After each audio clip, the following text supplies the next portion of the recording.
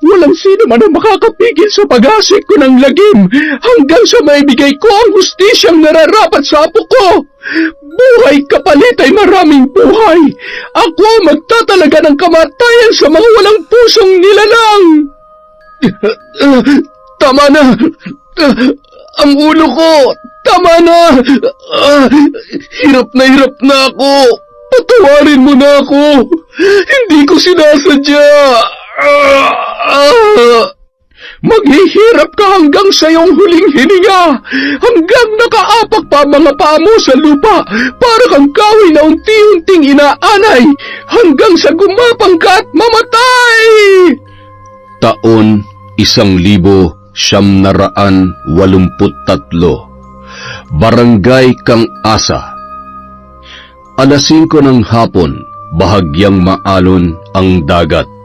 Nakatanaw sa laot si Lola Ising.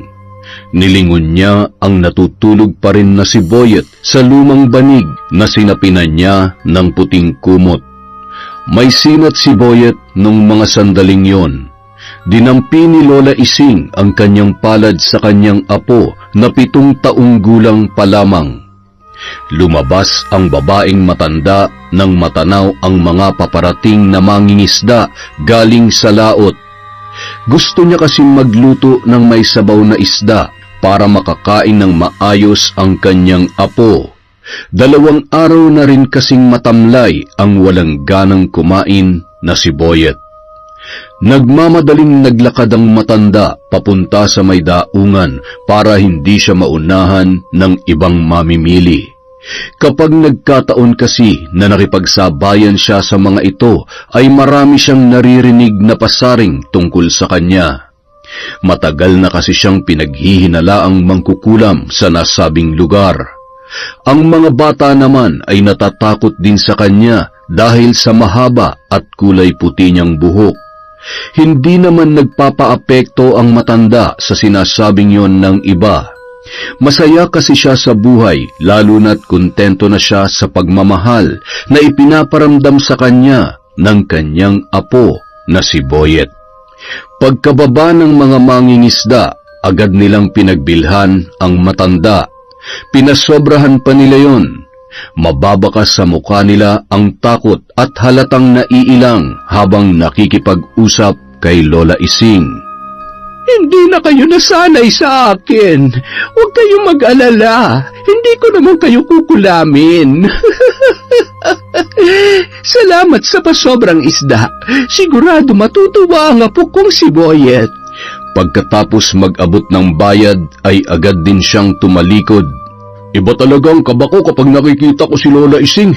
Hindi ko pa rin maiwasang isipin na mangkukulam siya.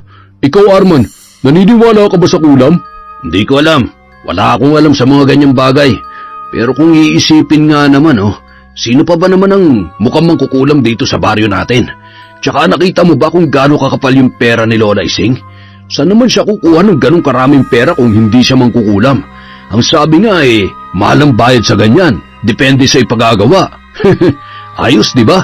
Mas malaki pang kinikita niya kaysa sa atin na nagtitiis sa lamig sa laot para lang may maipakain sa pamilya natin na naghihintay sa bahay. Ay, nako. Tinatanaw ng mga mangingisda ang matanda na noon ay naglalakad na papalayo mula sa kanilang daungan.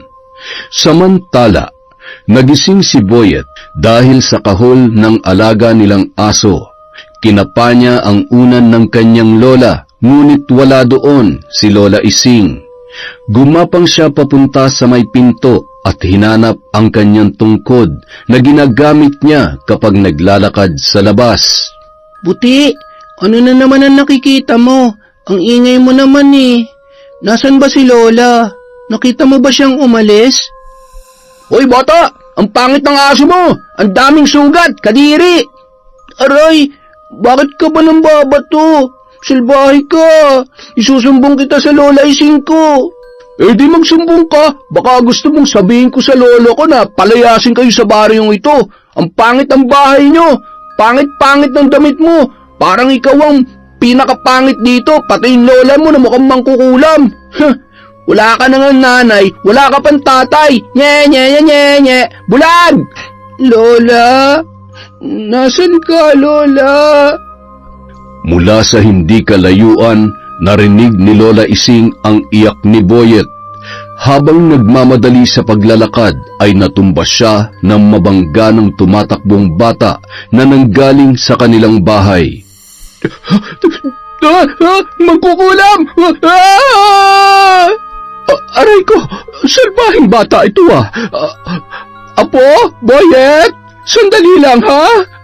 Pagkatapos bumangon, lakad-takbo nang pumasok sa tarangkahan si Lola Ising. Agad na pinahid ni Lola Ising ang luha ng kanyang apo na si Boyet, sabay niyakap ng mahigpit. Napakunot noo siya nang mapansin na may bukol ito sa ulo. Napakasalbahe talaga ng batang yon. Naturingan pa man din na apo ng kapitan dito sa atin. Masakit ba, apo? Halika na, pumasok na tayo at gagamutin natin ang bukol mo. Sabi ko naman sa'yo, huwag kang lalabas at napakasalbahe ng ibang bata rito. Sabi niya pangit daw ako at mangkukulam daw kayo, Lola. Ano po bang ibig niyang sabihin? Ano po yung mangkukulam? Huwag mo na lang intindihin yung sinabi niya, apo. Isa pa, hindi ka pangit. Hindi man kasing bago at ganda ng mga damit mo katulad ng sa batang yon, pero napakagwapo mo kaya. Gwapo ka dahil napakaganda ng nanay mo. Basta mula sa araw na ito, dito ka lang sa loob ng bahay, ha? Lalabas ka lamang kapag kasama mo ako, ha? Naiintindihan mo ba si Lola? Opo, Lola. Siya nga po pala. Buhay pa po bang tatay ko? Apo, pasensya ka na. Mula nung umalis ang tatay mo nang ipinagbubuntis ka pa lamang, wala na kaming balita sa kanya. Maging nang mamatay ang iyong nanay, ni anino niya ay hindi ko na nakita. Hayaan mo na yon, apo. Kahit wala kang nanay at tatay, lagi mong tatandaan na mahal kita. Huwag kang mag-alala. Konting tiis na lang, apo. Kapag nakaipon na ako ng sapat na pera, ipapa-opera natin yung mga mata mo, ha? Talaga po, Lola? Makakakita pa po ako? Oo naman, apo. Kapag nakakita ka na, makakapaglaro at makakapag-aral ka na rin katulad ng ibang bata. Wala nang manunukso sa iyo at kung sakali man, ay nako, humanda sila sa akin dahil hindi ko hahayaan na masaktan ka, Boyet. Payakap nga sa mahal na mahal kong apo. Parang dinudurog ang puso ni Lola Ising kapag nakikita niya sa ganung sitwasyon si Boyet. Kaya naman, ganun na lamang siya kasinop sa pera para makaipon para sa kanyang apo. Ang pera na iniipon niya ay mula sa binabayad ng mga lumalapit sa kanya kapag may mga nais ipakulam.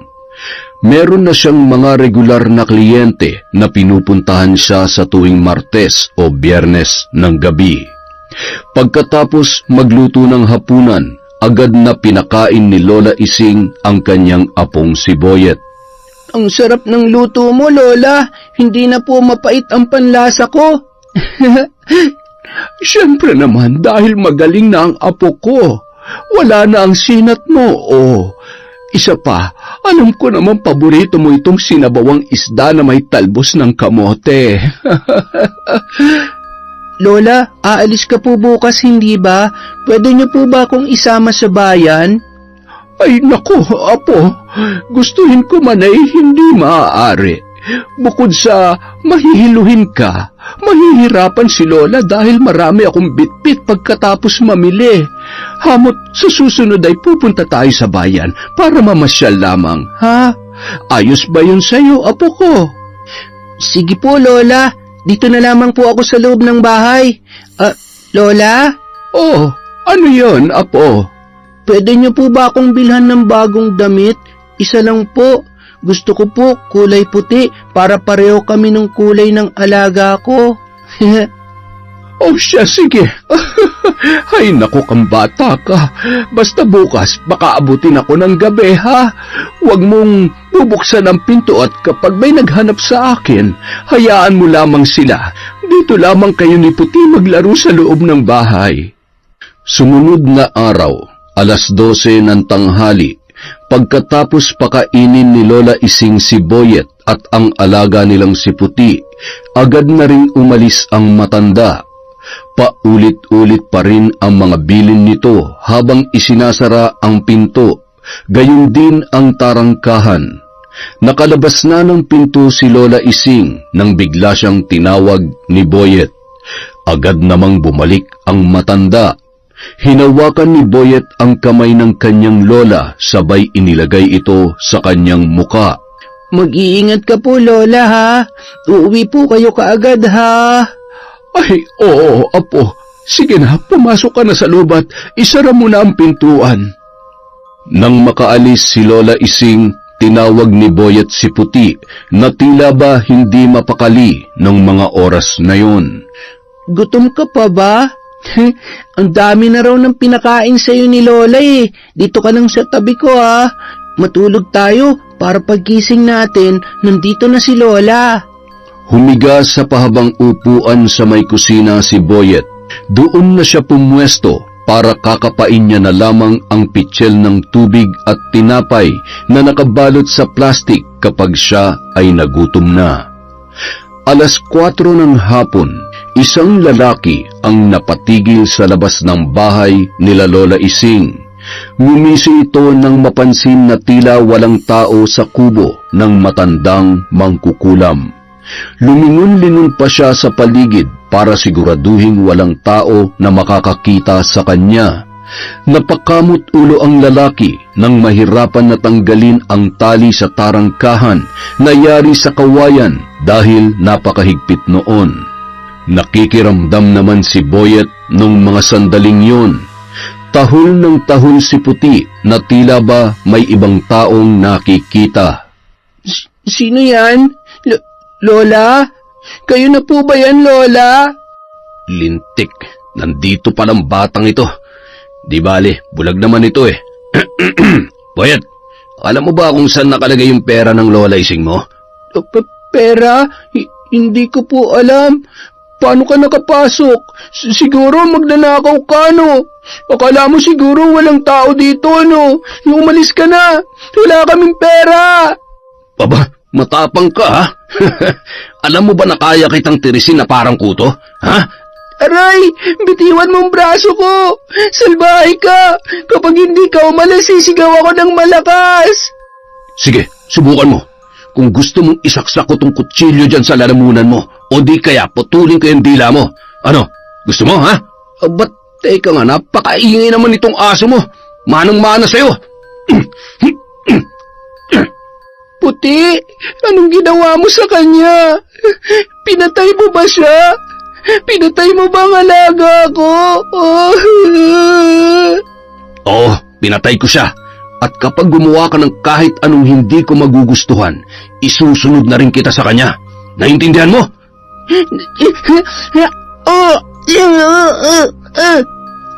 Aray, lintik kang bata ka, kinagat mo pa ako. Sabi ko naman sa'yo, yan tuloy nasaksak kita. Yung pera, kailangan ko mahanap yung pera. Sandali, ano yun? Ha? Mga kagamitan sa pangkukulam? Totoo nga mangkukulam si Lola Ising. Kailangan ko na magmadali. Baka maabutan pa ako ng matandang yun. Ano kaya ang laman ng latang to? Teka, pera. Napakaraming pera. Agad niyang isinilid ang pera sa isang lumang maliit na sako na nakuha niya sa kusina. Pagkatapos ay binalikan niya ang naghihingalong si Boyet. Lola! Tulungan mo ako, Lola!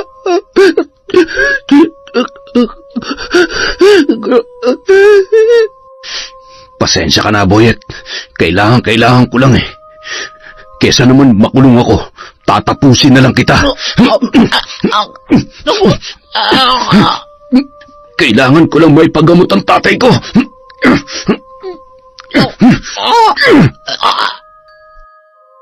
Kinuha ng lalaki ang isang drum na kulay asul. Hinila niya yon, sabay isinilid ang bata at ang asong puti sa loob noon. Inipit niya sa may kilikili ang sako na pinaglagyan niya ng pera. Pagkatapos noon ay sumilip siya sa labas.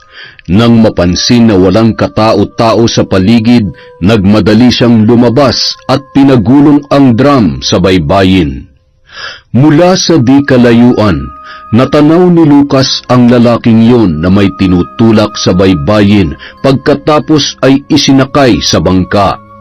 Bagamat nagmamadali siya ng mga oras na yon, ay ipinagwalang bahala niya na lamang yon. Papaalis na rin kasi siya ng mga sandaling yon para mamingwit ng isda. Samantala, malayo pa ay napansin na ni Lola Ising ang nakabukas na tarangkahan. Bumilis ang kabog ng kanyang dibdib, sabay na bitawan ang kanyang mga bitbit na pinamili. Boyet! Boyet! Apo! Nasaan ang apo ko? Ano ito? Bakit ang gulo ng mga gamit at... ang pera? Nawawala ang pera! Boyet! Apo! Nasaan ang apo ko? Dugo? Bakit may dugo rito? Hindi! Boyet! Mga kapitbahay! Tulong! Tulungan niyo ako! Nawawala ang apo ko! Nagpumalahaw ang matanda, nagsilabasan at nakiusisa ang iba na naawa sa kanyang kalagayan. Tumakbo siya sa tabing dagat, sabay lumakad sa may saktong lalim habang isinisigaw ang pangalan ni Boyet. Teka, si Lola Ising ba yun? Ano kaya ang nangyayari? Halika nga't lapitan natin, Lucas. Mukhang hinahanap niya po si Boyet. Tara na, tay. Ising! Ano ba nangyari? Galing ako sa bayan. Pagdating ko bukas ang bahay, may dugo sa may kusina at wala na si Boyet. Magulo din ang bahay at nawawala ang pera na inipon ko para sa pagpapa-opera niya. Nakita niyo ba siya? Tulungan niyo naman ako. Huwag po kayong mag-alala. Tutulungan ko po kayong maghanap. Sa tingin niyo po ba naglaro siya sa dagat? Maalon pa naman. Mabuti pa ho, lumapit na rin kayo kay Kapitan. Oo nga! Halika't sasamahan kita, Ising! Agad na sumakay sa bangka si Lucas para hanapin si Boyet. Inalalayan naman ni Lolo Jose si Lola Ising na noon ay nanghihina at patuloy pa rin sa pag-iyak. Huwag ka nang umiyak. Ipagdasal na lang natin na walang masamang nangyari kay Boyet. Hindi naman kalayuan ang bahay ng kapitan sa lugar na yon. Malayo pa ay nakakunot noon na siya nang makita ang matanda. Matagal niya nang pinag-iinitan si Lola Ising dahil sa alam niyang mangkukulam ito. Ano ka mo? Magpapatulong kayo sa paghahanap sa apo ninyo? Kung tinangay na palang batang yun ng malalaking alon, anong gagawin ko? Ipasisisid ko sa mga tanod at mga kagawad ang dagat? Kapitan, ngayon lang ako lumapit at humihingi ng tulong sa inyo.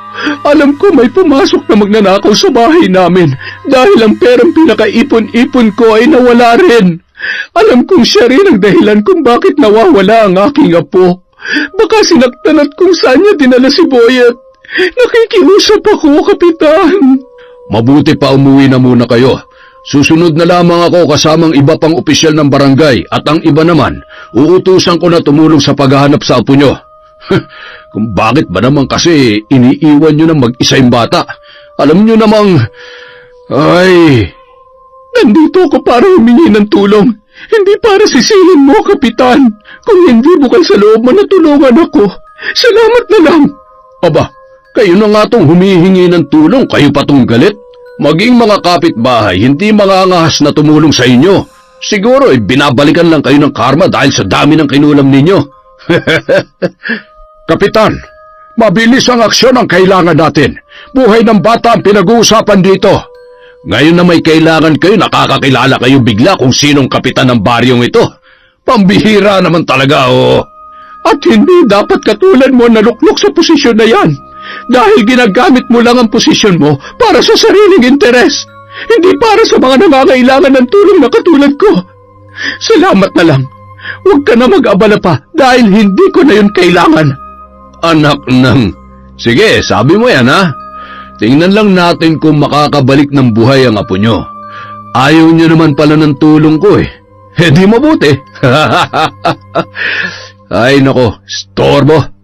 Hindi pa man tuluyang natatapos ang sinasabi ng kapitan, agad nang tumalima papaalis si Lola Ising at agad namang sinundan ni Lolo Jose ang matanda na kanyang pinsan. Paano natin mahahanap ang apo mo ngayong tinanggihan mo ang tulong ni Kapitan? Kailangan natin ng pulisya para mag-imbestiga at tumulong sa paghahanap. Hindi na kailangan. Ako na ang bahala. Nasa kamay ko ang totoong hustisya. Kapag may nangyaring masama sa apo ko, kahit sa ang sulok ng impyerno pa magtago ang siyang may kagagawan, hindi ko siya titigilan. Bawat segundo ng kanyang buhay ay tila makikipagpatintero siya kay kamatayan. Ising, ano na naman yung iniisip mo? Hanggang kailan mo ba yayakapin ang sumpang yan? Umuwi ka na, pinsan. Maraming salamat. Pakiusap, wag kang magtatangkang hadlangan ang mga gagawin ko. Alam mo kung paano ako magalit.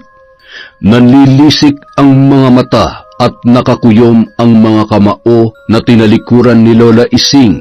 Ang noon ay kinakabahan na si Lolo Jose. Higit sa kanino man ay kilala niya ang kanyang pinsan. Batid na batid niya kung ano ang kakayahan nito sa pangkukulam. Bilang isang albularyo, may mga biktima si Lola Ising na nabibigyan ni Lolo Jose ng pansamantalang lunas sa kung anong sakit ang ikinakabit ng matandang babae.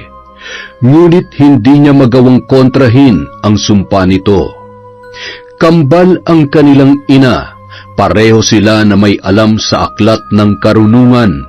Nasa sa kanila na lamang kung pipiliin nilang gamitin yon sa kabutihan o kasamaan. Kung kailangan kong pasakitan lahat ng mga taga rito para lamang masiguro ko na magbabayad ang sino mang umagrabyado sa apo ko, naway magkaroon ng himala at bumalik ng ligtas at buhay si Boyet. Dahil sa oras na may mangyari sa kanya, hindi ako magdadalawang isip na gamitin ang aking itim na kapangyarihan para pumatay. Isinusumpa ko. Samantala, sa kalagitnaan ng maalon at nag-aagaw dilim at liwanag ay nakita ni Lucas ang bangka ni Arman na nakadaong sa isang maliit na isla. May kalayuan din yon sa kanilang baryo. Bihira lamang ang naglalakas loob na pumunta roon, maging ang mga mangingisda dahil sa mga haka-haka na ang islang yun ay pinapangalagaan ng isang mabagsik na mambabarang na pinalayas sa kanilang baryo maraming taon na ang nakalipas. Nagpalinga-linga sa paligid si Lucas. Nakita niya ang isang maliit na sako sa bangka ni Arman na nakadaong sa baybayin ng islang yun. Dahil sa kuryosidad, binuksan niya ang naturang sako. Nagtaka siya kung bakit napakaraming pera ni Arman at kung ano ang ginagawa nito sa nasabing isla. Ibinalik niya yon sa dating kinalalagyan at naglakad-lakad sa malalaking bato papunta sa may bungad ng gubat. Agad niyang natanaw ang drum na kulay asul at laking gulat niya nang makita si Arman. Pawis na pawis, duguan ang damit at nanlaki ang mga mata ng binata nang makita ang malapit niyang kaibigan na si Lucas. "Anong ginagawa mo dito? Hindi ba dapat ako nagtatanong sa iyo niyan? At saka, bakit may mga dugo yan damit mo?" Ano kasi?" "Sabihin mo na sa akin, may kinalaman ka ba sa pagkawala ni Boyet? Nasaan siya? Saan mo dinala si Boyet? Anong ginawa mo sa kanya?" "Masyado ka namang seryoso kung makapagtanong ka. Para naman akong mamamatay tao niyan. Parang hindi tayo magkaibigan, pre." "Yun na nga eh. Kaibigan kita kaya alam ko ang takbo ng utak mo. Yung pera sa bangka mo, saan nanggaling yon?" "Pambihira ka naman. Di pinag-ipunan ko. Alam mo naman kailangan ko ng pera para may pampagamot si tatay. Ano ba iniisip mo? Magnanakaw ako?" "Ang dugo sa damit mo, paano mo ipapaliwanag yan?" alam mo bang nawawala si Boyet at hinahanap siya ni Lola Ising? At malamang sa malamang pati mga pulis tutulong sa paghahanap dahil lumapit na sila kay Kapitan. Ano? Anong ibig mo sabihin? Tsaka, kung nawawala si Boyet, ano naman ang pakialam ko dun? Wala akong kinalaman sa pagkawala niya. Hindi ko siya pinatay, hindi! Saan ka pupunta? Arman, sandali! Hindi mo matatakasan ang ginawa mo. Kung ginawa mo saktan si Boyet para lang madugtungan ang buhay ng tatay mo, isang malaking pagkakamali yun. Hindi ka na naawa sa kalagayan niya. Nasaan si Boyet? Ha? Saan mo dinalang pamangkin ko? Ha? Bitiwan mo ako. Hindi mo ako naiintindihan. Kailangan ko lang gawin yun. Hindi ko sinasadya mapatay si Boyet.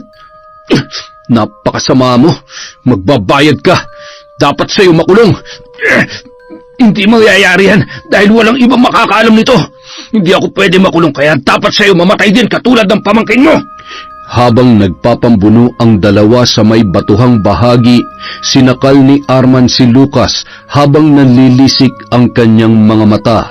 Hindi siya nagdalawang isip na iumpog ng paulit-ulit ang ulo ng kaibigan niyang si Lucas. Nanginginig ang kanyang mga kamay habang tinititigan ang dugo na nagmula sa ulo ng kanyang kaibigan. Patawad, Lucas. Salamat sa lahat na naitulong mo sa akin. Hinila ni Arman ang katawan ni Lucas papunta sa dagat. Nagmistulang dugo ang kulay ng tubig sa parte kung saan unti-unting lumulubog ang katawan ng binata. Samantala, pagka-uwi sa kanilang lugar, bago siya sumakay sa kanyang bangka ay hinubad ni Arman ang kanyang damit. Binasa niya yun at kinusot ng paulit-ulit hanggang sa mawala ang kulay pulang dugo. Nagmamadaling bumaba ng bangka si Arman. Inayos niya at siniksik ang sako ng pera sa tagong parte ng bangka, sabay tinakpan niya yon ng trapal na nakatupi. Nagulat siya nang biglang may humawak sa kanyang braso. Nakita mo ba ang apo kong si Boyet? Si Lucas? Nakita mo ba siya? Ano naman ang gagawin ng apo niyo sa dagat? At saka, bakit sa akin niyo hinahanap si Lucas? Arman, galing ka sa laot? Nakita mo ba si Lucas? Kanina pa siya umalis para hanapin si Boyet pero hanggang ngayon ay hindi pa rin siya bumabalik. Halata sa mukha ng binata ang kaba at hindi rin ito makatingin at makasagot ng maayos, lalo na't hindi pa rin binibitawan ni Lola Ising ang kanyang braso. Hindi ko po alam. Hindi ko po nakita si Lucas. Sige po, mauna na ako sa inyo. Pasensya na ho, wala kasing kasama si tatay sa bahay. Nung mga oras na yon, nagkatinginan sina Lola Ising at Lolo Jose, kasabay ng nagmamadaling pag-alis ni Arman. Ay, ano kaya nangyari doon? Nababasa ko ang kanyang mga mata at kilos, Jose. Iba ang pakiramdam ko sa binatang yon. Isa siyang... Teka, kailangan ko makahanap ng pruweba kung tama nga ang kutob ko. Sa paanong paraan? Teka, ano yung ginagawa mo? Kung kailangan kong halugugin ang buong bangka na ito para lamang makahanap ng kahit anong ebidensya na makapagpapatunay sa kutob ko. Ay, sandali. Jose, tingnan mo. Ito ang pera ko. Kutsilyo. May mga bahid pa ito ng dugo. Amang mahabagin, sa'yo ba talaga yan? Sigurado ako, akin ang mga ito. Hayop na yun. Ano ang ginawa niya sa apo ko? Boyet! Umuwi ka na muna. Ako na ang bahalang makiusap muli kay Kapitan. Kailangan natin ng tulong ng mga otoridad para mahuli ang kriminal na yon. Isa pa, nag-aalala na rin ako para kay Lucas. Bakit hanggang ngayon ay hindi pa siya bumabalik? Lumalakas pa naman na ang alon at mukhang papaulan na rin. Ay, Diyos ko, ingatan mo sana ang anak ko at naway makabalik siya ng ligtas. Sa tingin mo ipapahuli niya si Arman? Kapatid ng nanay ni Arman si Kapitan, kaya siguradong poprotektahan niya yon. Kailangan natin magbaka sakali. Ano, hayaan mo na lang siya na takbuhan ang kanyang kasalanan? Walang sino man ang makakapigil sa pag-aasik ko ng lagim hanggang sa maibigay ko ang hustisyang nararapat sa apo ko. Wala siyang matatakbuhan. Buhay kapalit ng maraming buhay. Ako ang magtatalaga ng kamatayan sa mga walang pusong nilalang. Huwag mo na akong panghimasukan sa aking mga plano. Alam ko na magkaiba ang ating paniniwala. Jose, masyadong malupit ang mundo. Alam ko na darating ang oras na maiintindihan mo kung bakit mas pinili kong yakapin ang itim na kapangyarihan. Kinuha ni Lola Ising ang pera, sabay ngumisi. Kung siya ang kumuha sa buhay ni Boyet para sa pansarili niyang kapakanan o para sa buhay ng kanyang ama na gusto niyang dugtungan, nararapat lamang na magdusa siya habang unti-unti siyang hinihila ni kamatayan papuntang impyerno.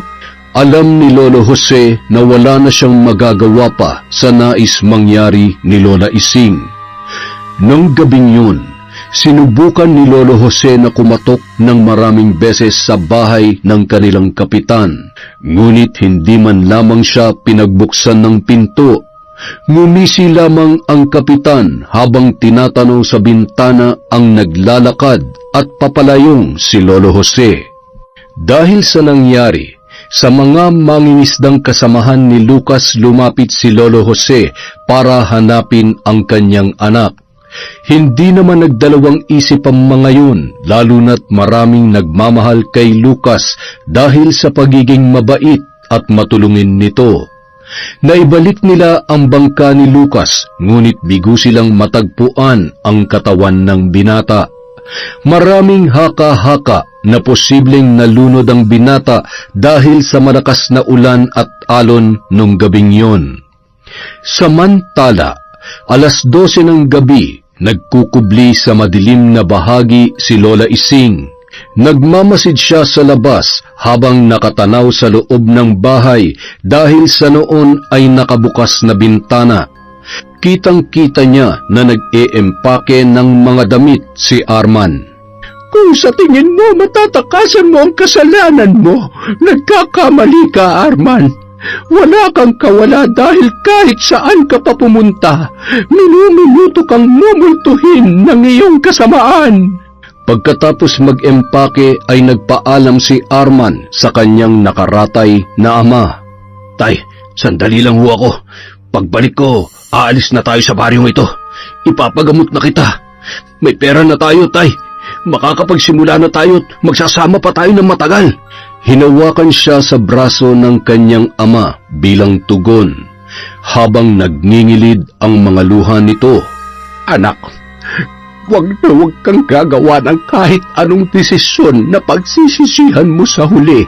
Huwag mong babahiran ng dugo ang iyong mga kamay para lamang madugtungan ang buhay ko. Mas gugustuhin ko pang mamatay kaysa ipahamak mo ang iyong sarili ng dahil sa akin. Tay, wala akong ginagawang masama. Basta kahit anong mangyari, hindi mo ko iiwan dahil gagaling ka pa.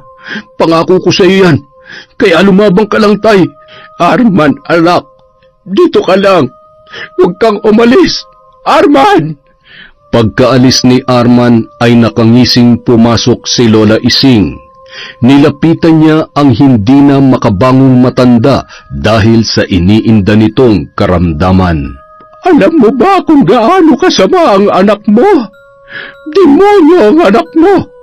Isang magnanakaw at sigurado kung may kinalaman siya sa pagkawala ng apo ko. Anong ibig mong sabihin? Hindi yan magagawa ng anak ko. Huwag mo siyang sasaktan. Nakikiusap ako, Ising. Kaya dumarami ang mga anak na katulad niya ay dahil sa mga magulang na katulad mo. Ang mali ay mali. Ang bawat kasalanan ay may kabayaran. At ngayon, nandito ko para simulan ang aking paniningil. Anong gagawin mo sa akin? Maawa ka. Huwag. Habang binibigkas ni Lola Ising ang salitang Latin, hinahawakan niya ang ulo ng kanyang bibiktimahin.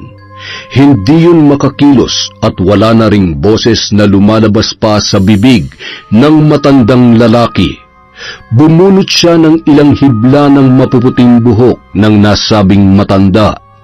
Pumunit siya ng kapirasong tela sa laylayan ng damit nito. Pagkatapos noon ay kinuha ni Lola Ising ang hinubad na damit ni Arman. Nanginginig ang kanyang mga kamay. Naaamuyan niya pa rin ang malansang dugo kahit wala na ang bakas sa damit na yun. Lalo lamang nagtagis ang bagang ni Lola Ising sabay tumingin sa larawan ni Arman na nakasabit sa kanilang dingding. Samantala, patuloy naman sa paghalughog sa bangka si Arman. Tumutulo na ang kanyang malamig na pawis sa kakahanap ng sako na naglalaman ng pera. Nasaan na yung pera? Sinong kumuha dito nun? Ilang sipa at suntok ang kanyang pinakawalan sa bangka hanggang sa naramdaman niya ang hapdi ng kanyang kamao. Dumaloy ang dugo sabay sumigaw ng malakas sa tindi ng pinaghalong pagkadismaya at galit. Mula sa hindi kalayuan, nahagip ng kanyang mga mata si Lola Ising na naglalakad papalapit sa kanya. Dahil sa liwanag mula sa kidlat na gumuguhit sa kalangitan ay kitang-kita niya ang hinahanging puting buhok ng matanda. Hindi niya alam kung namamalikmata lamang siya, pero kitang-kita niya ang tila ba naglalakad na si Lola Ising na nakaangat ang paa sa lupa. Ilang beses niyang kinurap ang kanyang mga mata at sa bawat pagkurap ay papalapit ng papalapit ang nasabing matanda sa kanyang kinatatayuan. Anong hinahanap mo? Baka matulungan kita sa problema mo. Pera ba? Kailangan mo ba ng pera para sa tatay mo? Ibibigay ko lahat yun sa'yo. Sagutin mo lang ang tanong ko.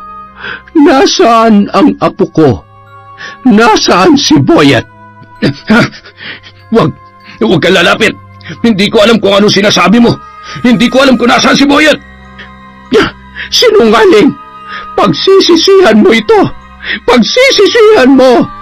Pagapang na tumakbo si Arman na kumaripas papaalis habang hindi naman siya tinitigilan ni Lola Ising na noon ay nasa bahay. Patuloy na isinasagawa ang orasyon upang linlangin at sindakin sa kaba si Arman. Uhaw na uhaw at butil-butil ang pawis na dumiretso sa kusina ng kanilang bahay ang binata. Kinuha niya ang isang babasaging baso sabay nilagyan ng tubig mula sa pitsyel. Mabilisan siyang uminom at nailuwa niya yon nang malasahan niya ang malansang dugo na may buo-buo na tila ba laman. Nailuwa niya yon sabay na bitawan ang baso dahilan para magkanda durug-durug yon. Lola Ising, alam kong ikaw ang may gawa nito. Ilang ulit ko bang sasabihin sa'yo? Wala akong alam. Hindi ko pinatay si Boyet. Wala akong alam sa ibinibintang mo. Tama na!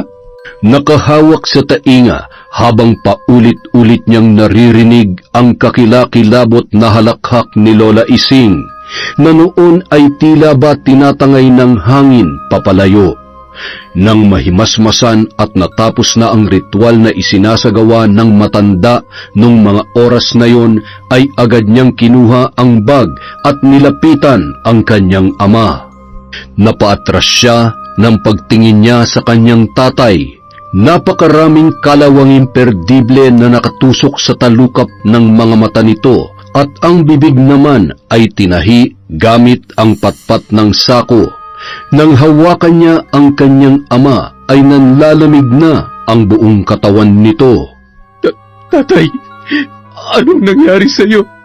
Patawad. Bumangon ka na, tay. Kailangan nating umalis bago pa tayo tuluyang mapatay ng mangkukulam na yon. Tatay, naririnig mo ba ako? Lumuluha ng dugo ang kanyang ama.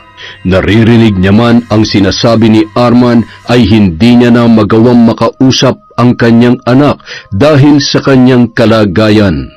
Nang gabi ring yun, Nilisan nila Arman ang kanilang bahay. Isinakay niya sa bangka ang kanyang tatay. Dahil nagbabadya na naman ang malakas na ulan, kinumutan niya yun ng trapal at mabilis ang pinaandar ang bangka papunta sa isla kung saan tingin niya ay magiging ligtas sila mag-ama sa kamay ng mangkukulam na si Lola Ising. Pagdating nila sa kalagitnaan ng dagat, malakas na hangin at ulan ang sumalubong sa kanila. Hindi na rin gumana ang flashlight na gamit niya upang marating ang kanilang pupuntahan. Tinamaan ng kidlat ang bangka at ang kaawa-awa niyang ama. Nahati ang bangka, sabay tumalon siya para iligtas ang kanyang sarili. Sa lakas ng hampas ng alon ay hindi niya na alam kung magagawa niya pang makaligtas ng mga oras na yun. Unti-unti nang namamanhid ang kanyang buong katawan dahil sa lamig. Kinakapos na sa paghinga hanggang sa hindi niya na namalayan ang susunod na nangyari. Hawak ang kandila, patuloy sa pag-usal ng orasyon si Lola Ising. Gamit ang mga natural na bagay sa mundo, gayon din ang matatalim na bagay ay kaya niyang sindakin, pahirapan at unti-unting patayin ang sinuman sa pamamagitan ng kulam. Maghihirap ka hanggang sa iyong huling hininga, hanggang nakaapak ang mga paa mo sa lupa, para kang kahoy na unti-unting inaanay hanggang sa gumapang ka sa kamatayan. Kinaumagahan, pinagkaguluhan ang isang bangkay na inanod di kalayuan sa daungan ng mga mangingisda. Natagpuan na ang bangkay ni Lucas. Lumobo ang tiyan nito sa dami ng tubig na pumasok sa kanyang katawan. Kapansin-pansin ang basag nitong bungo. Marami nagsabi na ang malakas na alon at ang mga bato ang dahilan noon. Ngunit nang makita at mahawakan ni Lolo Jose ang kanyang anak, ay may kakaiba siyang kutob na hindi niya maipaliwanag. Lucas, anak ko, bakit ito nangyari? Lucas! Paunti-unti, inihahakbang ang kanyang mga paa papalapit sa nagpupumalahaw na si Lolo Jose. Paisa-isa namang nagsialisan ang mga taong naroon nang dumating si Lola Ising. Patawarin mo ko, Jose. Kung alam ko lang na mangyayari ito, hindi na sana. Anong ginagawa mo rito? Umalis ka na dahil hindi ko kailangan ng pakikiramay mo. Kasalanan mo kung bakit namatay ang anak ko. Kasalanan mo! Dahil sa kasamaan mo na damay pa siya. Dapat ang mga katulad mong masama at alagad ng demonyo ang namamatay. Hindi ang nag-iisa kong anak. Buong buhay niya wala siyang ginawa kundi tumulong at maging mabuti sa kapwa.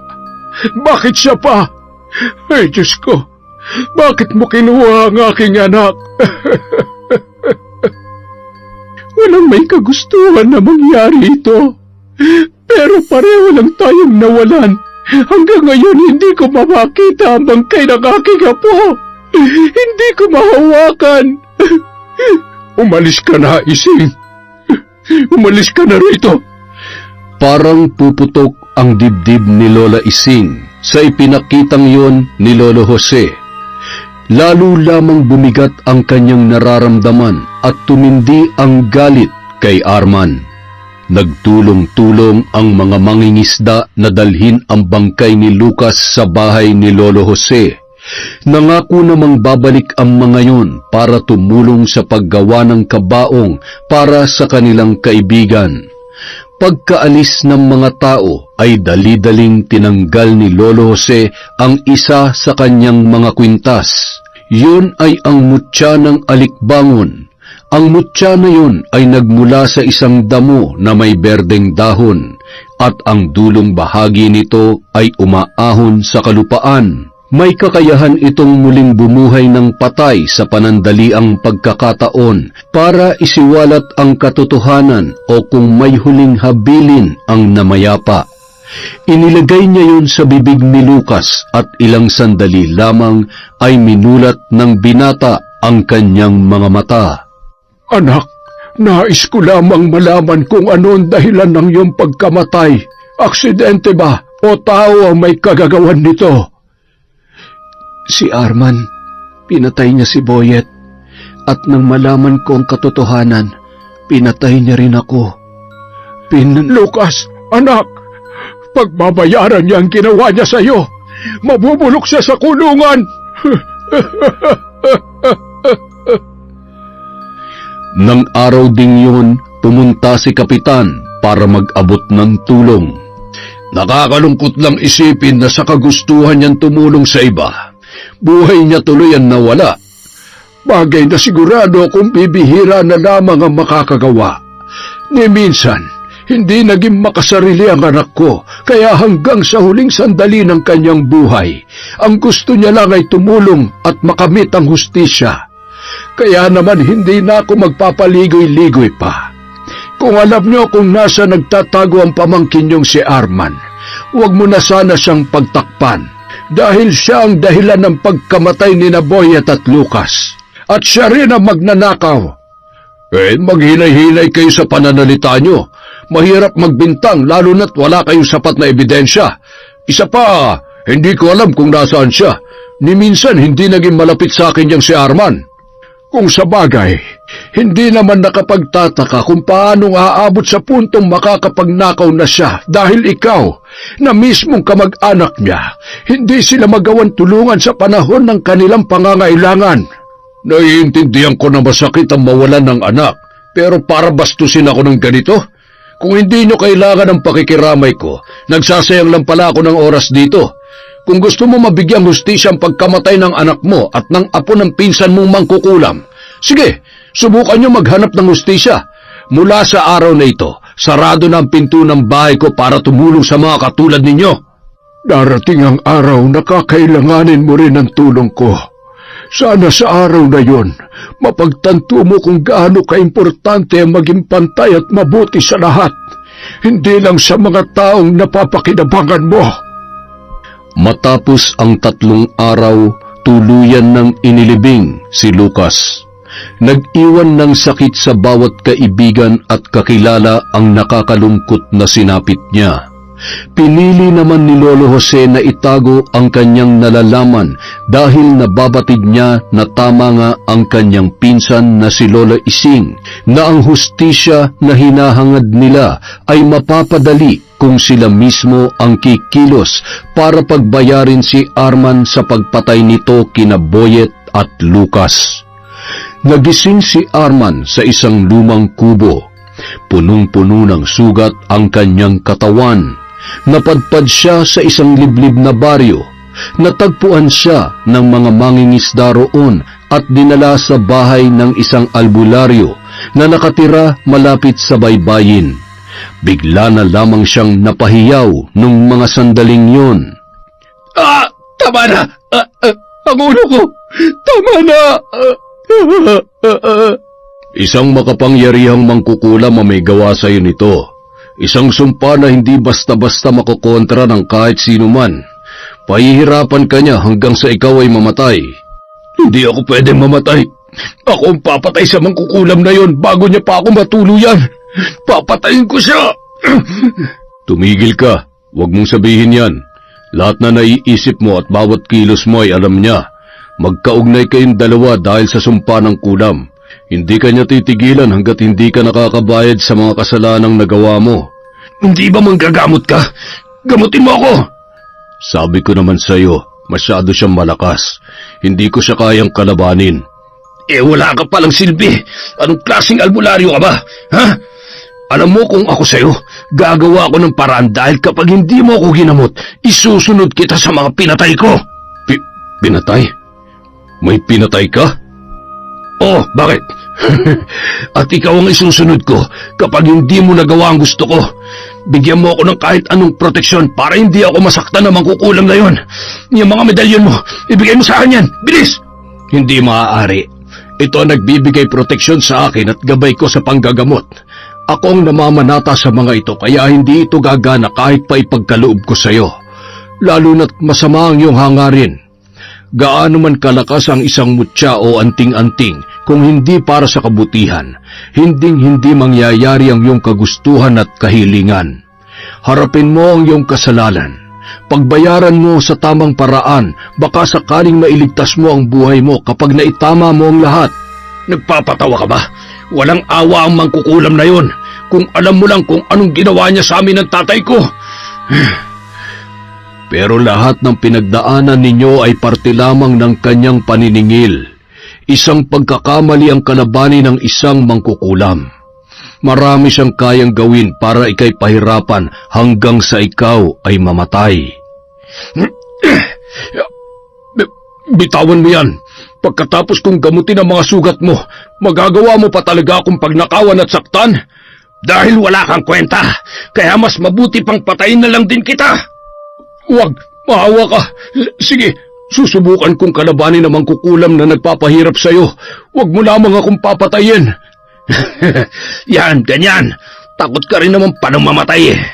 Humanda ka sa akin, Ising. Sisiguruhin ko na sa susunod na magkita tayo, luluhod at magmamakaawa ka sa akin. Kung may dapat kang ipagpasalamat sa akin, yun ay ang tulungan ka na makasama sa pangalawang buhay ang pinakamamahal mong apo. Tay, huwag ka mag-alala. Ibabalik natin sa matandang yun ang lahat ng pagpapahirap niya sa atin. Mahal na mahal kita, Tay. Ipagiganti kita. Samantala, isa kang hangal para pagbantaan ang buhay ko. Lahat ng naranasan mo ay walang-wala pa sa pasakit na dapat mong pagdaanan. Hihintayin kita sa muling pagbabalik mo. Hihintayin kita. Sa ngayon, panahon naman para turuan ng leksyon ng kapitan. Tingnan lang natin kung hindi mabawasan ang kayabangan niya sa katawan. Sinindihang muli ni Lola Ising ang 3 kandilang itim. Binuksan niya ang isang libro. Isang kulay itim na damit ang inilapat niya sa sahig. Habang inuusal ng paulit-ulit ang mga salitang nakasulat, pinapatakan niya ng kandila ang iba't ibang parte ng damit na yon. Ay, napakainit ng pakiramdam ko. Ang hapdi ng balat ko. Aray, ano ba itong nangyayari sa akin? Maya-maya, hinawakan ni Lola Ising ang isang manika, sabay dinampot ang mga mahaba at may katamtamang laking karayom. Itinusok niya yon pa isa-isa sa lalamunan ng manika. Aray, ang sakit. Hindi ako makalunok. Parang kung anong nakabara sa lalamunan ko. Maya-maya, hinipan ni Lola Ising ang leeg ng kanyang manika. Anong nangyayari sa leeg ko? Ano ito? Bakit nagkaroon ako ng bukol dito? Ayoko dito.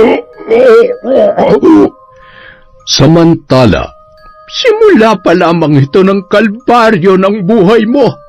Matututo kang magpakumbaba. Hindi sa lahat ng oras masasagip ka ng pagiging kapitan ng baryong ito para malaman mo ang pakiramdam ng mga taong pinagkaitan mo ng tulong. Walang makakatulong sa iyo ngayon. Wala! Habang isinasagawa ni Lola Ising ang pangkukulam, isang hindi inaasahang bisita ang biglang pumasok sa bahay niya nang hindi niya namamalayan. Ha? Anong ginagawa mo rito? Nandito ka ba para sumbatan at sisihin ako sa pagkamatay ni Lucas? Para pigilan ako sa ginagawa ko? Kung yan ang pinunta mo rito ay makakaalis ka na. Patawarin mo ko sa mga nasabi ko sa iyo. Naiintindihan na kita. Pasensya na't nabigla lamang ako sa biglang pagkawala ni Lucas. Hanggang ngayon, hindi ko pa rin lubos maisip na wala na ang aking anak. Alam kong naiintindihan mo ko dahil pareho lang tayong nawalan. At tama ka, kailangan natin magtulungan para pagbayaran ni Arman ang lahat-lahat. Si Arman? Ano ang ibig mong sabihin? Hindi ang malakas na alon at pagkalunod ang pumatay sa aking anak. Pinatay siya ni Arman dahil nalaman ni Lucas ang totoo tungkol sa pagkamatay ni Boyet. Pinatay ni Arman si Lucas. Paano mo nalaman? Gamit ang mutya ng alikbangon. Sinubukan kong alamin kung nasaan ang katawan ni Boyet, kaya lang nawalan na ako ng pagkakataon dahil tuluyan na siyang namayapa. Hindi ako makakapayag na mamumuhay siya ng malaya habang tayo'y nangungulila pa rin hanggang ngayon. Alam kong taliwas ito sa paniniwala ko, pero handa kong talikdan ang pagiging albularyo, mabigyan lamang ng katarungan ang pagkamatay ni Lucas. Ipaubaya mo na sa akin ito. Huwag mo nang hayaang mabahira ng kasamaan ng iyong kamay. Huwag ka mag-alala, sisiguruhin kong magbabayad siya. Ipagpatuloy mo lang ang nasimulan mo. Hayaan mo ako na lang ang maningil sa mga nangagrabyado sa atin. Ituloy mo ang mabuting hangarin ni Lucas. Marami ang nangangailangan sa iyo. Pagkatapos ng lahat ng ito, kahit kamatayan ay tatanggapin ko, makasama ko lang ulit ang apo kong si Boyet. Gustong gusto ko na siya makita at mayakap. Salamat, Ising. Kung kakailanganin mo ng tulong, huwag mong kakalimutan na nandito ako. Pamilya pa rin tayo. Kung meron mang dapat magtulungan, ikaw at ako yon. Isang matamis na ngiti ang itinugon ni Lola Ising sa kanyang pinsan bago yun tuluyang umalis. Kinaumagahan, maagang kinalampag ni Kapitan ang tarangkahan ni Lola Ising. Nagngingit-ngit sa galit na tinawag niya ang matandang mangkukulam na noon ay bigla namang bumangon sa kanyang higaan. Lumabas ka dyan, mangkukulam! Ano bang ginagawa mo rito't ang aga-agay nang bubulahaw ka? Ano nangyayari dyan? Siguro dyan na naipon ang kayabangan mo. Pero alam mo, Kapitan, bagay na bagay naman sa'yo. Hayop ka, tanda. Alam ko ikaw may gawa nito. Tanggalin mo ito. Aba, mahirap mambintang, Kapitan. Wala kang pruweba. Binunot ni Kapitan ang isang bagay mula sa kanyang tagiliran.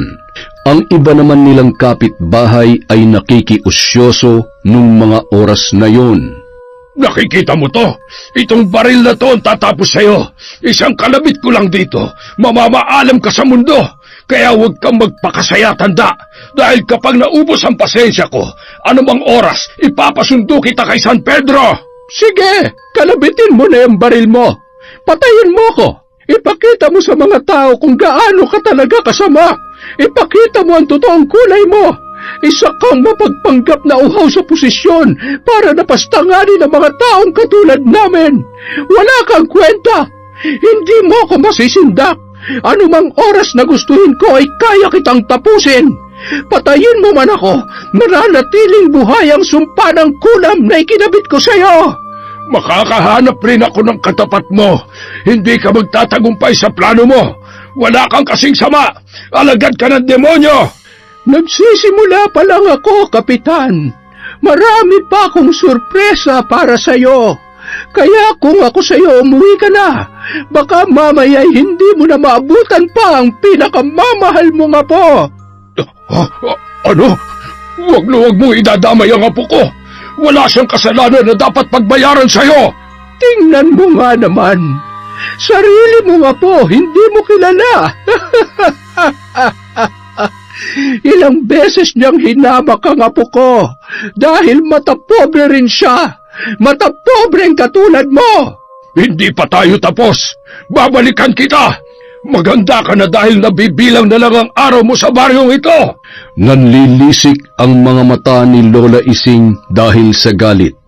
Nakaramdam naman ng sobrang panghihina at takot ang Kapitan na noon ay kumaripas na paalis. Tingnan natin kung magagawa mo kong paalisin sa lugar na ito. Hindi mo ako mapapalayas sa bahay ko, Kapitan.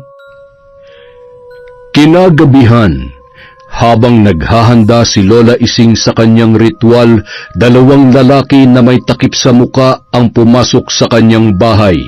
Walang awa nilang binugbog ang matanda. pagkatapos ay itinali sa haligi. Anong gagawin niyo? Huwag! Parang awa niyo na! Huwag niyong sunugin ang bahay ko! Habang nagpupumalahaw ang matandang mangkukulam, halakhak lamang ang itinugon ng dalawang lalaki.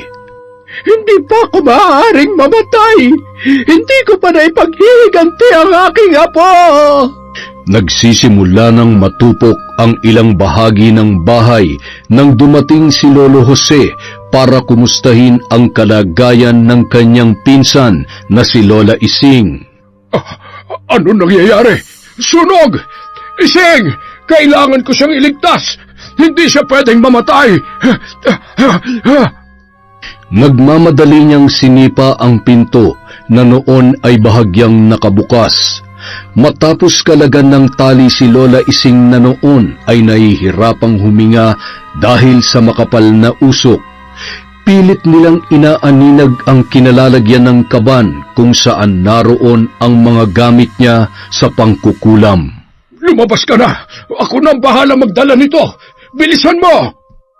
Ilan sa mga kalalakihan ang sinubukang tumulong na patayin ang nagngangalit ng apoy na unti-unting nilalamon ang bahay ng matandang mangkukulam. Napahiyaw na lamang si Lola Ising habang inaalala ang mga panahon na masaya silang magkasama ng kanyang apong si Boyet sa bahay na yon. Wala nang dahilan pa para magtira ko ng awa sa hayop na siyang may kagagawan nito. Ibabalik ko ng masigit pa ang ginawa niya sa akin. Sino may kagagawan nito? Isang tao lamang ang nagbanta sa aking buhay, kaya nasisiguro ko na siyang may pakana ng lahat ng ito. Isang malaking pagkakamali na hindi niya sinigurong matutuluyan ako. Ngayon, matatamasa niya ang bagsik ng aking paghihiganti. Para masigurong ligtas si Lola Ising, pinatuloy siya sa bahay ng kanyang pinsan na si Lolo Jose. Wala rin namang ibang mapupuntahan ang matanda. Maliban sa gamit niya sa pangkukulam ay wala na siyang naisalba pang iba. Sa isang iglap, maging ang pera na naipon niya para sa pagpapaopera sana ng kanyang apo ay tuluyan ng naging abo. Mula sa di kalayuan, nakatanaw si Kapitan na noon ay nakangisi habang pinagmamasdan ang lumalagablab na apoy at tuwang-tuwa sa kanyang naging matagumpay na plano. Iniabot niya ang bayad sa dalawang lalaki na kanyang inutusan na saktan at sunugin ang bahay ng matanda. Siguro naman ngayon, magtatanda ka na. Dapat kasi kinikilala mong binabangga mo, tanda. Wala na akong dapat problemahin pa. Ngayon patay ka na, wala na akong dapat pang ikatakot. Kasabay ng kanyang pagtawa ay ang paghawak niya sa bukol sa kanyang leeg na tila ba puputok na nung mga oras na yun. Lolo, gusto mo po bang uminom? Oo, apo. Bigyan mo naman ako ng tubig. Nahihirapan na akong huminga. Tila wala sa sariling kaisipan na naglalakad ang bata at kumuha ng tubig. May kung anong binubulong yun, sabay iniabot sa kanyang lolo at ngumisi nang akma niya nang iinumin yun. O, ano pa nangyayari sa inyo, Lolo? Bakit ganyan ang kulay ng mga mata nyo? Nang marinig ng kanyang asawa ang pag-uusap ng maglolo, ay agad siyang lumabas sa kwarto at pinuntahan, nilapitan ang mga ito. Ayaw niyong uminom, Lolo? Akin na lang yan! Inagaw ng bata ang isang basong tubig sa kanyang lolo, sabay ininom yun. Bigla na lamang humandusay ang katawan ng bata, sabay bumula ang bibig. Habang nagpupumalahaw sa iyak ang mag-asawa dahil sa pag-aalala sa kanilang apo, biglang lumakas ang hangin hanggang sa maabot ng kortina ang degaserang ilaw at tumumbayon sa sahig. Tumulo ang gaas sa patungan nito. Doon nagsimulang lumaki ang apoy. Paglingon na mag-asawa ay agad silang nagmadali para apulahin ang nagsisimula pa lamang na sunog. Ngunit ilang hakbang pa lamang nila ay pareho silang napaluhod na tila ba nawalan ng lakas ang kanilang mga binti. Ano bang nangyayari? Hayop ka, Ising! Patay ka na't lahat pinahihirapan mo pa rin ako! Bakit kailangan mong idamay ang pamilya ko? Bakit? Tama na! Patawarin mo na ako! Samantala, Sa pamamagitan ng apoy, tupukin nawa ang walang awa niyong puso. Matitikman nila ang nagliliyab na init ng aking paghihiganti. Mamamatay kayo na gumagapang. Kamatayan lamang ang katapusan sa hirap na inyong mararanasan.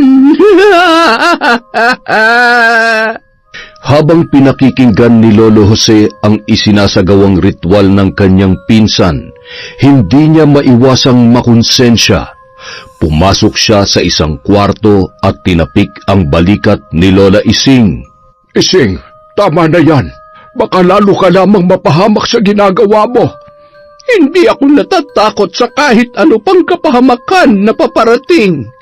Wala na ang hayop na kapitan na yun, pati na rin ang kanyang apo at asawa. Pinatay ko na sila.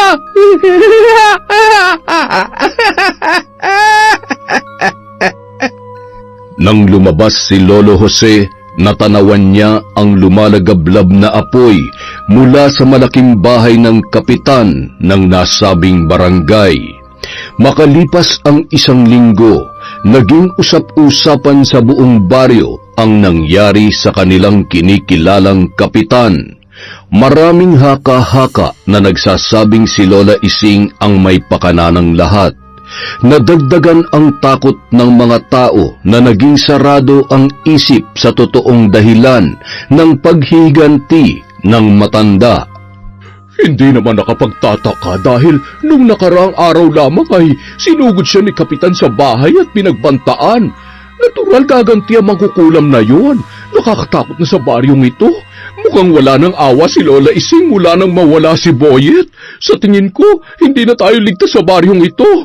Bakit hindi na lang natin siya paalisin dito para wala ng katakutan ng mga tao? Ikaw, itiko mo yung bibig mo. Kapag nagkataon ikaw naman ang isusunod desing sa sobrang dahas ng dila mo, makita mo. Samantala, Balita ko, pinag-uusapan ka na raw ng mga tao. Ano nang gagawin natin? Paano kung tutuhanin nila na ikaw ay palayasin dito sa atin? Kung ayaw nilang madamay, wag silang magtatangkang pagkaitan akong manirahan sa baryong ito. Naniningil lamang ako sa mga taong may atraso at kung pagkakaisahan ako ng mga taga rito, sila na rin mismo ang gumawa ng sarili nilang kalbaryo. isang gabi, hindi mapakali ang albularyo na hawak sa leeg ni Arman. Arman, natatakot ako. Baka kasi hindi ko kayanin. Katulad ng sinabi ko sa iyo, masyado siya malakas. Kailangan ko bang ituloy ito? Natatakot ka sa matandang yun? Sa akin hindi. Subukan mo lang sumuway sa sinasabi ko. Hindi ako magdadalawang isip na tapusin ka.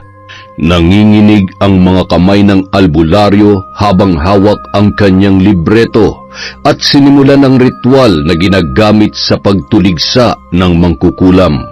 Nang magsimula ng umusal ng orasyon ay napaupo at nakaramdam ng pagkahilo si Lola Ising.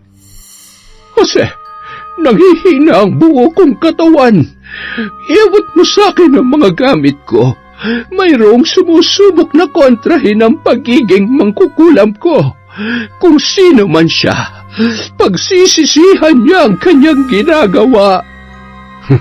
Mukhang mahina siya ngayon. May pag-asa tayo matalo siya. Magagawa natin siyang tapusin kung hindi siya lalaban. Talaga? Magagawa mo yon? Mga hangal! Ikaw ang magiging susi sa aking paghihiganti. Linlangin mo ang taong nag-uutos sa'yo kung ayaw mong masaktan ng mas higit pa rito. Hawak ni Lola Ising ang manika. Tinusok niya ng karayom ang gitna ng bibig nun, sabay hinila ang sinulid. Kasabay noon ay ang paglawit ng dila ng albularyo.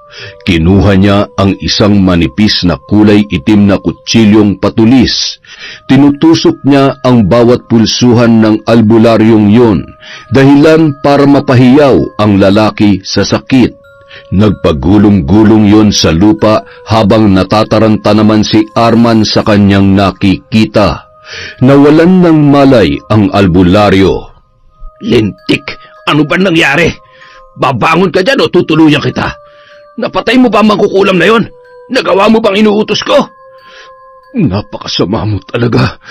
Anong akala mo sa pagpatay sa mangkukulam? Pagpatay ng lamok sa isang hampas lang mamamatay agad? Wala ka nang dapat problemahin pa. Masyado na siyang mahina. Kayang-kaya mo na siyang patayin. Gusto mo na ba siyang makita? Oo naman, hindi na ako makapaghintay sa muli naming pagharap. Katapusan mo na, Ising. Katapusan mo na. Arman! Ano nangyayari sa'yo? Bakit namumula ang mga mata mo? Sandali! Anong gagawin mo? Bitawan mo ako! Sige, sakalin mo! Sakalin mo siya hanggang sa maubusan siya ng hangin sa katawan at lumuha ng dugo ang kanyang mga mata. Nang mawalan ng malay si Arman ay itinali niya yun sa haligi. Binusalan ang bibig. Nanghihina na ang buong katawan ng binata at hindi niya maipaliwanag ang kirot ng mga sugat na basta-basta na lamang lumilitaw sa kanyang katawan, na anino'y hinihiwa ng kutsilyo ang kanyang laman ng dahan-dahan. Bakit mo ginagawa sa akin to, ha? Kapag nakawala ako dito, papatayin kita! Manahimik ka. Masyado kang mayabang at sagad na rin yung kasamaan mo. Sabihin na lang natin na unti-unti mo nang pinagbabayaran ng lahat ng tinakbuhan mong kasalanan. Huwag ka mag-alala. Umpisa pa lang ito. Umupo sa pahabang mesa ang albularyo, kumakain habang pinagmamasdan ang nanlilisik na mga mata ni Arman at nakakuyom na mga kamao na bagamat nanghihina ay nagpupumiglas sa kanyang mahigpit na pagkakatali. Samantala, matutulog na lamang si Lolo Jose at si Lola Ising ng mga oras na yon. Masaya sila na sa wakas ay nababatid na nila kung nasaan si Arman. Kung meron mang dapat parusahan at magbayad ng kasalanan, si Arman yon. Sa kabila ng ginawa niya kay Boyet at kay Lucas, siya pa talaga ang may ganang maghiganti sa iyo. Masyado nang nilamon ng kasamaan ang utak niya. Teka, ano ang ingay na yon? Ising, may mga tao sa labas. Mukhang tututuhanin nila ang kanilang pasyang pagpapalaya sa iyo sa lugar na ito. Halika na, dito tayo dumaan. Bilis! Ayun sila! Tumatakas! Habulin natin sila! Patayin ang mga salot sa baryong ito! Habulin at patayin sila! Bilisan nyo, mga kasama! Habang tumatakbo papunta sa may baybayin ang magpinsan, nilingon ni Lola Ising ang mga taong mabilis na sumusugod sa kanila. May mga dalang armas at sulo ang mga yon. Tumigil siya sa paglalakad. Iniabot ang dala niyang kaban kay Lolo Jose. Sumakay ka na sa bangka! Susunod ako! Ising, malapit na sila! Halika na! Nag-usal ng orasyon ang matandang babae. Nang mga oras na yon, lumakas bigla ang hangin. Nagliparan ang mga dahon at buhangin dahilan para tumigil sa pagtakbo ang mga taong kukuyog sana sa kanila. Lahat sila ay napuwing at ang iba naman ay nasugatan ng mga dala nilang matatalas na bagay dahil hindi na nila makita ang kanilang dinaraanan. Nararapat lamang yan sa mga katulad ninyong walang puso! At agad na pinaandar ni Lolo Jose ang maliit na bangka. Saan na tayo pupunta ngayon, Ising? Sa lugar kung saan walang malupit na tao. Sa lugar kung saan tahimik at tanggap tayo. Salamat sa tulong mo. Pasensya ka na dahil nadamay ka pa sa gulong ito. Dala ng matinding pagod, nakatulog na si Lola Ising. Nagising siya nang biglang lumakas ang hangin at ulan. Masyado malakas ang hangin. Hindi na natin makikita ang daungan. Mukhang dito na ata matatapos ang buhay natin, Ising. Huwag kang mag-alala. Nasisiguro kong hindi pa ito ang ating katapusan. Hindi pa tayo tapos maningil sa kasalanan ng tao na siyang ugat ng lahat ng ito. Ipinikit ni Lola Ising ang kanyang mga mata. Ibinuka ang kanyang mga braso at tumingala sa langit kasabay ng pagguhit ng kidlat. Patuloy rin ang paghampas ng malalakas na alon. Sa tulong ng alon at malakas na hangin, dalhin mo kami sa lugar kung saan ligtas ang buhay namin. Matapos sambitin ng mga yon ay isang napakalaking alon ang sumalubong sa kanila, kasabay ng pagtaob ng bangkang kanilang sinasakyan. Kinaumagahan, nagising si Lolo Jose sa baybayin. Tumingin siya sa paligid. Hindi niya makita kung nasaan si Lola Ising. Diyos ko, sana naman ay ligtas siya. Jose, bumangon ka na riyan. Pamilyar ba sa iyo ang islang ito? Oo naman. Dito nakatira si Juana, isang mambabarang na nagmula sa ating isla. Hindi ko sigurado kung hanggang sa mga oras na ito ay buhay pa siya. Matagal ang buhay naming mga nagpapasakop sa dilim. Malakas ang kutob ko na nandito pa rin siya. Nararamdaman ko ang kanyang presensya. Sinuong nila ang gubat para hanapin ang kubo ng nasabing mambabarang.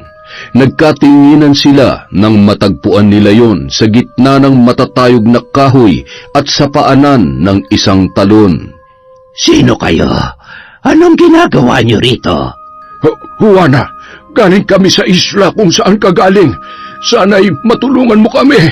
Katulad mo, naging biktima rin kami ng mga taong mapanghusga. Lola? Lola? Apo, nandito ako. Lumabas ka riyan, may mga bisita tayo. May kasama kang bata sa islang ito? Paanong? Natagpuan ko ang kanyang katawan. Akala ko'y patay na siya, pero nang hawakan ko ang kanyang dibdib, naramdaman ko ang mahinang pagtibok ng kanyang puso. Sinapok ko ang ilong niya at doon ko napagtanto na buhay pa siya. Si Boyet. Boyet daw ang kanyang pangalan. Boyet? Buhay ang apo ko! Apo? Ikaw ang lolang tinutukoy niya? Panaginip ba ang lahat ng ito? Boyet, narito ang Lola Ising mo. Lola Ising? Lola, nandito si Boyet. Lola, buhay po ako. Diyos ko, amang mahabagin. Si Boyet nga. Salamat sa Diyos at buhay siya. Boyet, apo ko, patawarin mo ako kung iniwan kita nung araw na yon. Apo ko, mahal na mahal ka ni Lola. Akala ko wala ka na. Patawad, Apo. Lola, yung lalaki hinahanap niya yung pera. Pinigilan ko po siya, pero pinatay niya si Puti at sinaksak niya po ako. Itinaas ni Boyet ang kanyang damit na sayad sa paa para ipakita ang saksak na natamo niya nung araw na inakala ng lahat na patay na siya. Maraming salamat sa pagligtas mo kay Boyet. Maraming salamat. Apo, pangako, hindi na tayo magkakahiwalay at pagbabayarin natin ang hayop na nanakit sa'yo. Pinatay niya pati ang Tio Lucas mo. Napayapos na lamang si Boyet sa kanyang lola. Hinawakan niya ang muka ng matanda, sabay pumapatak ang mga butil-butil na luha ng kanyang kagalakan sa kanyang mga mata. Hinagkan ni Boyet ang muka ng kanyang lola Ising at gumuhit ang matamis na ngiti sa kanyang pisngi. Ikaw nga ang lola ko. Mahal na mahal kita, lola. Huwag mo na akong iiwan, ha? Nang malaman ng mambabarang ang sinapit ng dalawang matanda, buong puso niyang pinatira ang mga yun sa kanyang munting tahanan. Sa loob ng sandaling panahon ay napamahal na rin sa kanya si Boyet. Mayaman sa mga prutas at maraming pananim na gulay ang mambabarang. Kaya naman sagana at hindi nakapagtataka kung paano nabuhay na mag-isa ang mambabarang na yon sa nasabing isla. Pagsapit ng gabi, sa tulong ng mambabarang ay maisasagawa ni Lola Ising ang isang bagay na kanyang pinakahihintay, ang muli nilang pagkikita at katapusan ni Arman. Ano ba? Saan mo ako dadalhin? Kanagan mo ako! Aray! Ang mga sugat ko! Pakawalan mo na ako, hayop ka! Napakaingay mo. Ano gusto mo, kargahin kita? Ano ka, sinuswerte? Kung naging mabuti ka lang sana sa akin, baka sakaling hindi mo danasin ang mga to. Masyado ka kasi mapilit. Kung ano man ang kahinatnan ng lahat ng ito, tanggapin mo na lang. Dahil hindi mangyayari lahat ng to kung hindi dahil sa kasamaan mo. Sino ba nag-uutos sa'yo para gawin to? Hindi ba dapat ako tinutulungan mo? Ako dapat ang kinakampihan mo. Albularyo ka, kaya dapat tao na katulad kong tinutulungan mo, hindi ang mga alagad ng demonyo. Huwag mo akong turuan kung anong dapat kong gawin, Arman. Alam ko kung anong ginagawa ko. Isa pa, ayaw kong madamay sa sakit na pwede kong maranasan dahil lang sa'yo. Marami pang taong umaas at nangangailangan sa akin. Kaya huwag mo akong idamay, wala pa akong balak makipagkita kay San Pedro. Nang makarating sa tabing dagat, binuhat ng albularyo si Arman, sabay isinakay sa bangka. Aray ko! Saan mo ba ako dadalhin? Sige, maglilikot ka dyan. Kapag tumaob-tumbang ka at sa lagay mong yan, sige ka, siguradong malulunod ka. Baliw! Napapaliw ka na! Hindi mo ba nakikitang ginagamit ka lang ng ising na yon? Papatayin ka rin niya! Kaya bakit mo siya tutulungan? Kung ayaw mo magsisi sa huli, huwag mo nang ituloy kung anong mga pinaplano mo! Ay, ang ingay mo. Sandali nga, ano kayang pwedeng ilagay dyan sa bibig mo para manahimik ka? Halos lumuwa ang mata ng albularyo nang makita niyang iniluluwa ni Arman ang dila hanggang sa hindi na ito tuluyang makapagsalita. Wala sa sariling kaisipan ang albularyo dahil noong mga oras na yon, minamanipula siya ng mangkukulam na si Lola Ising. Pagkadaong nila sa baybayin ng isang isla na pabalikwasang albularyo nang makita ang mga talangkang bukid na nakahilera na tila ba nag-aabang sa kanilang pagdating. Nagmamadaling binuhat niya pababa sa bangka si Arman at inilagay sa baybayin. Hoy! Huwag mo akong iiwan dito! Ano mga ito? Pinagpiestahan ng mga talangka ang katawan ni Arman. Nagpupumalahaw siya sa sakit na natamo niyang sugat dahil sa sipit ng mga talangkang yun. Nagmamadali ng umalis ang albularyo at iniwan sa isla ang binata. Maya-maya, isang pamilyar na muka ang noon ay kanyang nakita. Boyet? Huwag kang matakot sa akin. Hindi kita sasaktan. Hindi ako masama katulad mo. Bakit buhay ka pa? Lumayo ka sa akin! Halimaw ka! Makukulam ka rin ba katulad ng lola mo? Ikaw ba nag-utos sa mga talangkang ito? Pakiusap! Tama na! Tulungan mo ako! Mga alagad ko, gutay-gutayin niyo ang kanyang mga laman. Huwag kayong titigil hanggang hindi lumalabas ang buto sa kanyang katawan. Kay tagal naming hinintay ang pagkakataong ito. Wala kang kasing sama. Naging mabuting kaibigan si Lucas sa'yo. Pero paano mo siya nagawang patayin? Wala kang awa at wala kang konsensya. Hindi niyo ako naiintindihan. Nagawa ko lang yan dahil gusto kong makasama pa si tatay na matagal. Pero paano ko gagawin yun? Kung hindi dahil sa lola mo, hindi sana namatay ang tatay ko. Oo, ako nga. Ako ang dahilan ng paghihirap niya nung gabing yon. Ako ang dahilan ng pagkahati ng sasakyan niyo sa gitna ng dagat. Dahil yon ay kabayaran sa ginawa mo sa apo ko, gayon din sa pagpatay mo kay Lucas. Hindi sapat ang paghingi mo ng kapatawaran. Magsisi ka man, hindi mo na maibabalik ang buhay niya. Kaya ang dapat sa iyo ay pasakitan at mamatay.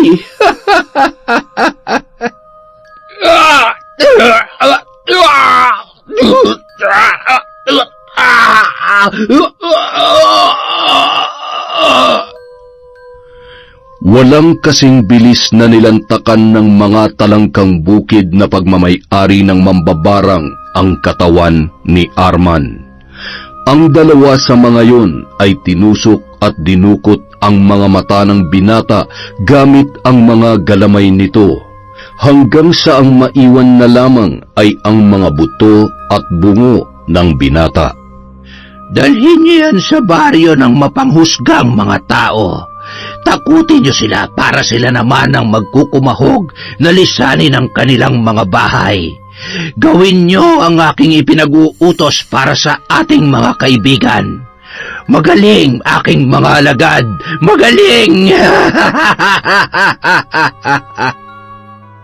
Kinaumagahan, nag-ipon-ipon ang mga tao sa baybayin, pilit na kinikilala ang kalansay na inakala nilang inanod lamang sa kanilang lugar.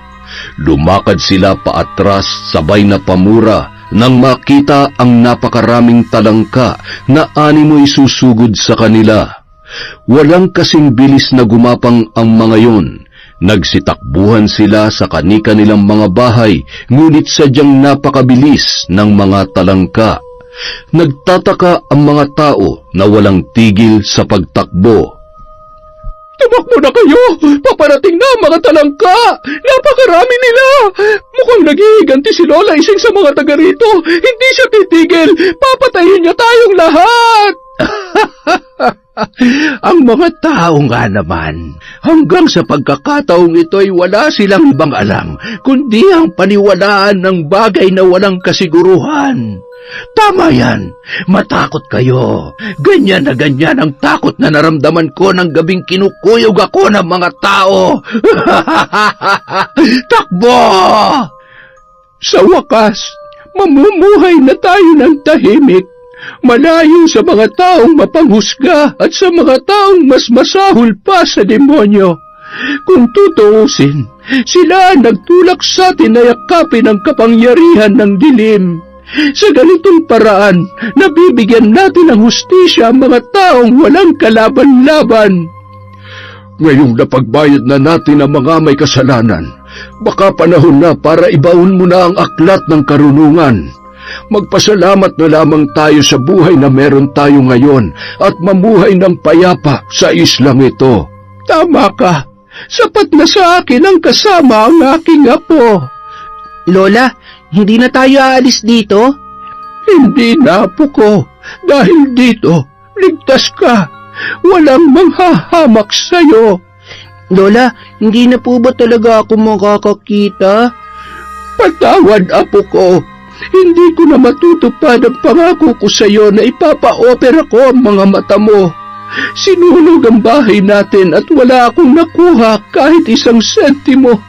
Ang tanging may papangako ko lamang sa iyo ay mula sa araw na ito hanggang sa ako'y nabubuhay, Boyet. Ako ang magsisilbing mata mo. Hindi ko nabibitawan ang mga kamay mo. Tama na yan. Nagseselos na ako, apo. Paano ba yan? Dalawa na kaming lola mo. Hindi ko akalain na darating pa ang araw na ito. Ang akala ko kasi mamamatay na akong mag-isa dito sa isla. Kailangan nating manatiling malakas para sa ating apo. Napakaswerte ng batang ito dahil mula sa araw na ito, ipaparanas natin sa kanya ang payapa at simpleng pamumuhay, ngunit masaya. Nauwi sa tawanan ang kanilang pag-uusap habang iginigiya ng dalawang matandang babae si Boyet papasok sa gubat pabalik sa kanilang kubo. Muling nilingon ni Lolo Jose ang dagat habang inaalala ang mga halakhak ng kanyang nag-iisang anak na si Lucas. Ayun! Napakaganda po ng kwentong to, grabe! At dahil parami na ng parami ang ating subscribers, hi po kay Rio Cunanan. Hello kay Romilyn Aquino at sa anak niyang si Mark Lawrence. Hello! Kay Karen Ladregon. Hello po kay Malaya De Mayo. Hi kay Sherlyn Gumansing. Hello kay Pinkilit. Kay Lagawero Xiao TV. Hello rin po kay Jude Ringor Soriano. Hi kay LV Nicodemus. Hello po kay Alamana Ong. Hi din kay Josie Aniban. Kumusta po Elizabeth Somalinog? Hi kay Merly Entoma. Hi din po kay Lydia Lopez. Hello kay Marily Bazaron. Hi kay Mariam Duca. Kay Grace Petit. Hello din po kay Josie Aquilino. Hi din po kay Myla Lanon, kay Oni8. Hello kay Rose Joso, kay Hilario Patra Jasmine. Hello din po, kumusta kay Nery Cuyones from Bahrain, kay Eric Nermal. Hello kay Parzone. Hi din po kay Margie Banosong from Cyprus. At syempre kay Kim1 1000. Maraming salamat po sa patuloy na pakikinig sa Kwentong Enteng.